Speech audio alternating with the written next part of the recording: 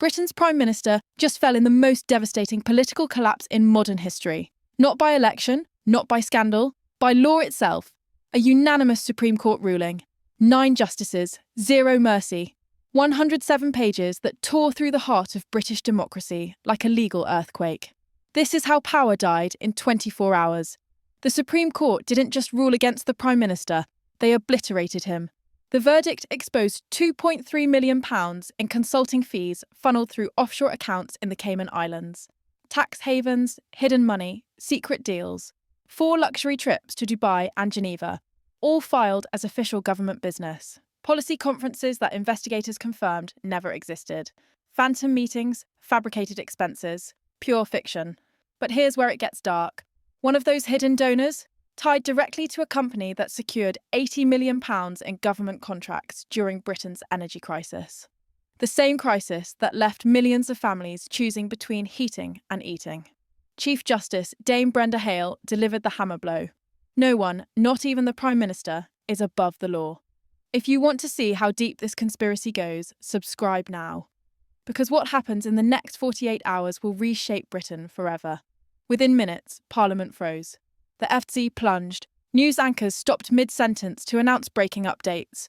Britain wasn't watching a scandal unfold. They were watching their government collapse in real time on live television. By 5 p.m, Westminster became a battlefield. 60 members of Parliament stormed the chamber demanding immediate removal. The BBC called it a constitutional earthquake. Sky News compared it to the fall of Thatcher, but faster and more brutal. On Twitter, #StarmerOut exploded to 40 million mentions in 12 hours. Globally trending, unstoppable momentum, the digital assassination of a Prime Minister. Inside the House of Commons, chaos erupted. The Speaker tried to restore order. He was drowned out by roars of outrage. Even Labour MPs, his own party, refused to defend him. Some walked out, others sat frozen, staring at their phones in shock. One backbencher stood and shouted, "He swore to uphold the law." He is the law. And he broke it. The chamber exploded. By nightfall, thousands surrounded Downing Street. Protesters held signs reading "Resign now" and "Justice over power." Their chants echoed through the fog, mixing with police sirens and the sound of a nation betraying its leader. For the first time in modern British history, the government wasn't just under attack, it was paralysed by its own shame. Number 10 went dark. Aides fled in black cars, clutching boxes of documents, heads down, refusing to speak. One leaked text from a senior staffer read, "He's not listening. He's in denial. This is over. Inside, chaos. Phones ringing unanswered. Meetings cancelled. The Prime Minister pacing the halls alone, refusing to face reality." By morning, betting markets shifted violently. Odds of a snap general election jumped from 12% to 78% overnight. Polls showed 68% of Britons demanding his resignation. Even his own voters turned against him. But the man at the centre said nothing. In politics, silence can be strategy. But this wasn't strategy. This was surrender, and his silence became the loudest confession of all. When Parliament reconvened, the fury was biblical. Rishi Sunak slammed his fist on the dispatch box. This isn't leadership. This is betrayal. The chamber erupted in applause. Conservative MPs rose to their feet, cheering.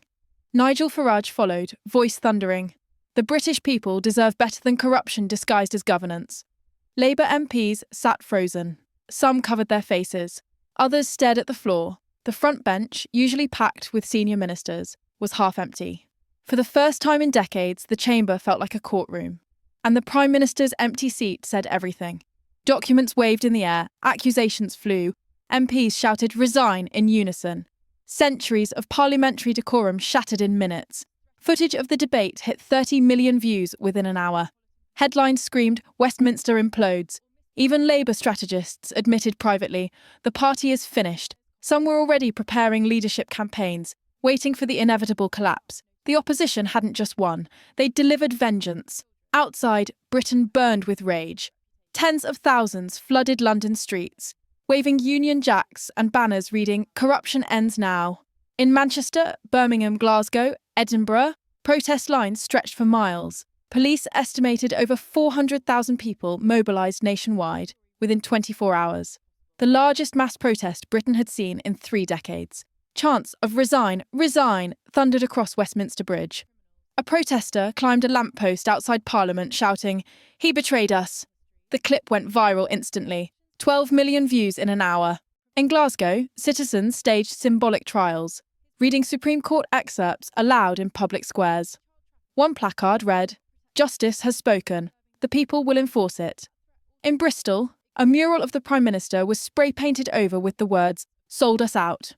Across social media, comparisons to Nixon flooded timelines. Downing Street is Britain's Watergate.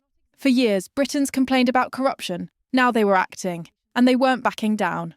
Fireworks exploded over Trafalgar Square as protesters sang "Rule Britannia" through tears and fury.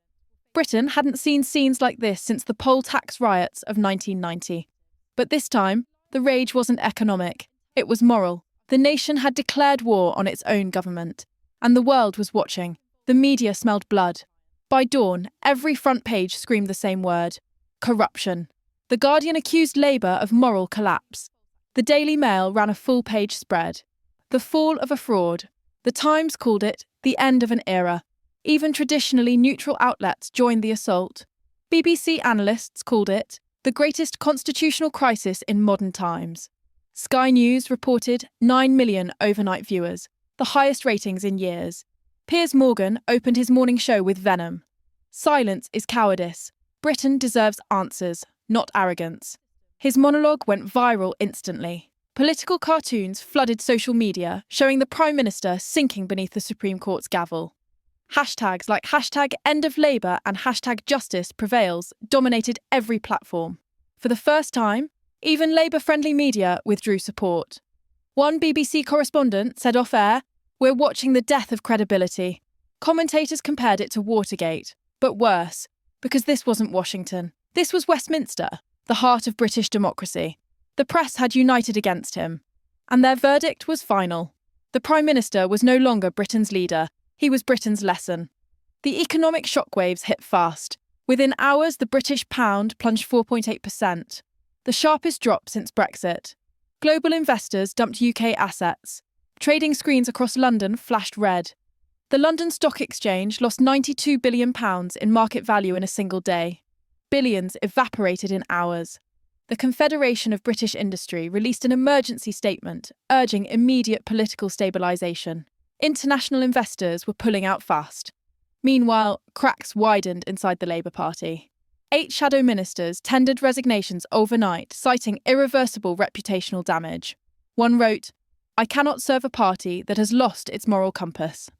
A leaked memo revealed contingency plans for leadership succession, naming 3 potential interim figures. Behind closed doors, senior MPs were already plotting their moves. Internationally, allies expressed alarm. The US State Department issued a cautious note, urging respect for judicial independence. EU officials held closed-door talks on post-Starmer Britain, discussing how to handle a potentially unstable partner. Mortgage rates surged past 6.1%. Families faced losing their homes. Britain's reputation, once built on stability, was now synonymous with chaos. One economic analyst summed it up bluntly. This isn't a scandal, this is systemic collapse, and for the first time, the world questioned if Britain could still govern itself. Behind the blacked-out windows of Number 10, the fall was complete.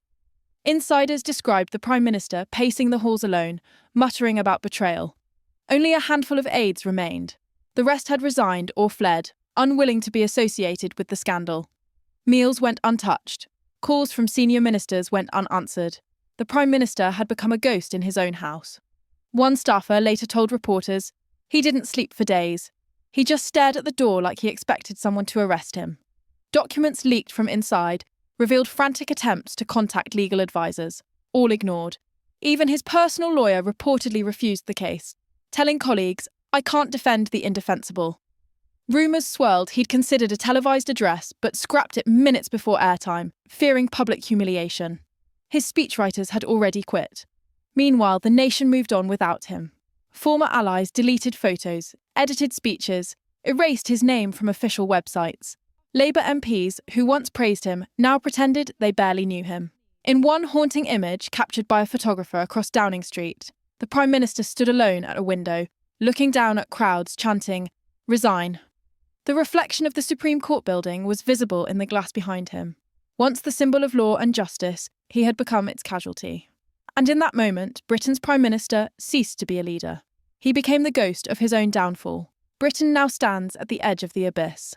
The cabinet is fractured, half resigned, half pretending to govern.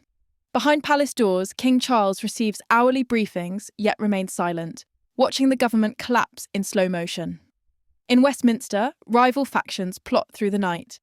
Whispers of emergency rule grow louder. Some MPs call for a unity government, others demand an immediate election. Outside, the streets still glow from protest fires. The pound continues to slide.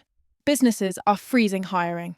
Families are bracing for what comes next. For the first time in modern history, Britain has a government without a leader and a throne that dares not intervene. The world watches the kingdom on the edge, uncertain who will rise to claim power. This isn't just a scandal, it's a turning point in British history. Subscribe now to see who dares to lead Britain next, because the next 48 hours will determine if this nation falls or fights back. You don't want to miss what happens next.